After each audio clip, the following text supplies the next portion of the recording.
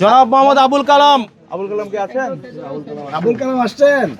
আবুল কালাম রিক্সায় ওঠেন, যান রিক্সায় গিয়ে ওঠেন, যত্ন করে চালায়েন যেন না ভাঙে, না নষ্ট হয়। একটু নিজের মতো করে, সন্তানের মতো করে এই জিনিসটাকে চালায়েন, কারণ এটার মধ্য দিয়ে আল্লাহ আপনাদেরকে কি দিবে?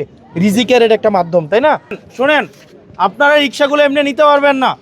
আপনারা রিক্সাগুলো প্রশাসনের সাথে 300 টাকার একটা চুক্তি করতে হবে, যে এই রিক্সা লিখিত, যে এই রিক্সাগুলো হচ্ছে বিক্রয়যোগ্য না। এই রিক্সাগুলো আপনারা হচ্ছে উপজেলা প্রশাসনের সাথে আপনারা এটা 300 টাকার স্টামে চুক্তি করবেন প্রতিদিন 100 টাকা ওইটা থাকে। আর প্রত্যেক দিন আপনারা 7 দিন পরে পরে না, এটা 7 দিন পর পর 7 দিন পরে পরে আপনারা প্রত্যেক দিন যে 100 টাকার এটা চুক্তিতে লেখা থাকবে, আপনারা 7 দিনে 700 টাকা, এটা মাসে 4 বার টাকাটা দিবেন আপনারা। এবং যদি কেউ, ওই যে একটু আগে আমাকে এটা আমরা একটু আগে মিটিংয়ে, যদি কেউ টানা 30 মাস আপনাদের এইটা দিয়ে থাকেন, ওই যে আপনার টাকাটা দিতে পারেন, তাহলে বাকি যে 10 মাসের যে আপনার টাকাটা, ওই যে ভাড়ার টাকা, এটাকে মৌকুফ করে দেওয়া হবে। কিন্তু যদি 1 মাস ব্রেক যায় তাহলে কিন্তু মৌকুফ করা হবে না। বুঝেন নাই মনে হয়? রিক্সাটা তো আপনি দিন শেষে কত টাকা দিয়ে নিচ্ছেন আপনি আমার কাছ থেকে? 1,25,000 টাকা না?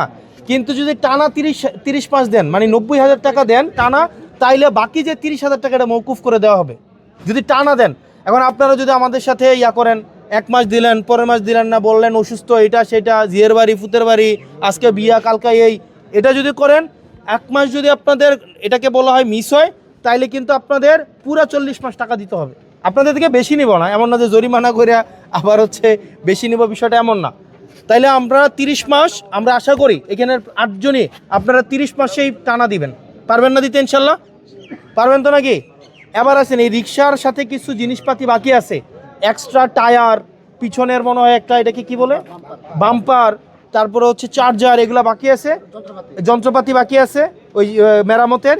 এগুলো যাওয়ার সময় আপনারা ওনার কাছ থেকে নিয়ে যান, বুঝে নিয়ে যান। প্রত্যেকটা রিক্সার জন্য যা যা এগুলো কিন্তু যাওয়ার সময় বুঝে নিয়ে যেতে হবে।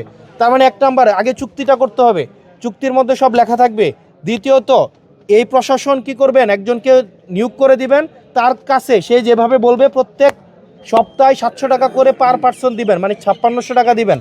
আর স্পেয়ার যে জিনিসগুলো আছে বা আপনাদের যে জিনিসগুলো পাবেন ওনার কাছ থেকে নিয়ে যাবেন, ঠিক আছে?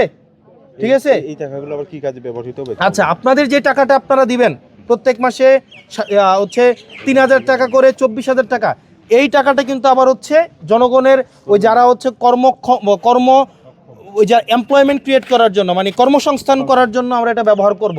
অনেক নারী আছে না সমাজের মধ্যে, যার হয়তো স্বামী পরিত্যক্তা নারী আছে, বা যে এটা কিছু করতে চাচ্ছে, অনেকগুলো সন্তান আছে, কাজ পাচ্ছে না, এরকম আছে না অনেকে?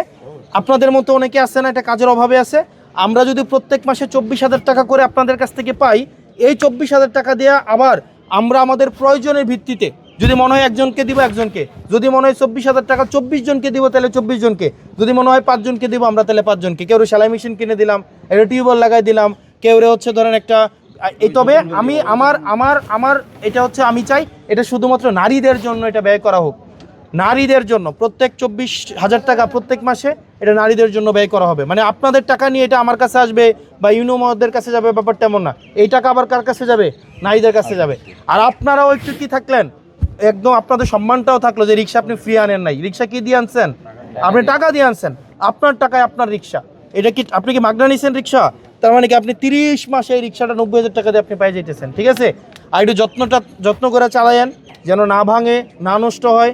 একটু নিজের মতো করে, সন্তানের মতো করে এই জিনিসটাকে চালায়েন, কারণ এটার মধ্য দিয়ে আল্লাহ আপনাদেরকে কি দিবে? রিজিকের এটা একটা মাধ্যম, তাই না?